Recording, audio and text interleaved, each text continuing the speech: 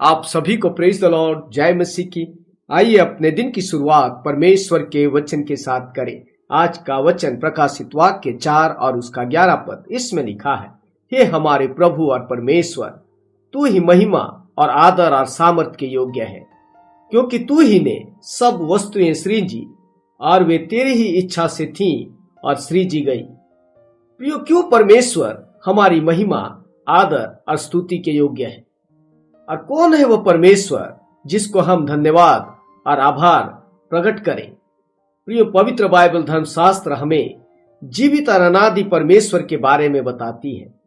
हमें बताती है कि उस परमेश्वर की स्तुति और महिमा हमें इसलिए करना चाहिए क्योंकि उसने ही हम सबको बनाया है और उसी के द्वारा हम सबको जीवन और श्वास मिला है। हम उसी में जीवित रहते और चलते फिरते और स्थिर रहते हैं। अर्थात हम यूं कहें कि हमारे जीवित रहने का कारण ही परमेश्वर है। प्रिय, प्रकृति की सारी चीजें भी प्रारंभ से अपने सृष्टिकर्ता परमेश्वर की महिमा कर रही हैं और आकाश मंडल उसके हाथों के कार्यों को प्रकट कर रहा है। परंतु प्रियो, हम मनुष्य उस सच्चे, अनादि, जीवित और सृजनहार परमेश्वर को पहचानने और उसकी महिमा करने के बजाय प्रकृति की चीजों की सेवा और आराधना कर रहे हैं। हम परमेश्वर को सोने, चांदी, लकड़ी और पित्तल की बनी हुई वस्तुओं में ढूंढ रहे हैं, जो मनुष्य के हाथों की कारीगरी और कल्पना मात्र है।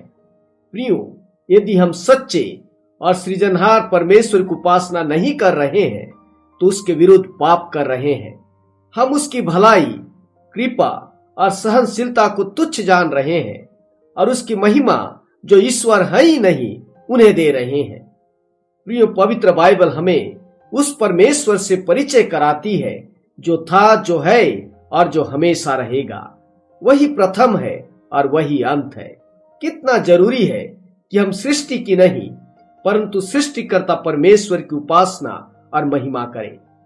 मनुष्य के हाथों के बनाए हुए निर्जीव वस्तुओं में नहीं परंतु प्रभु यीशु में उस सच्चे और जीवित परमेश्वर को ढूंढे और उसके निकट आए, क्योंकि उसे छोड़ और कोई भी हमारी स्तुति और महिमा के योग्य नहीं।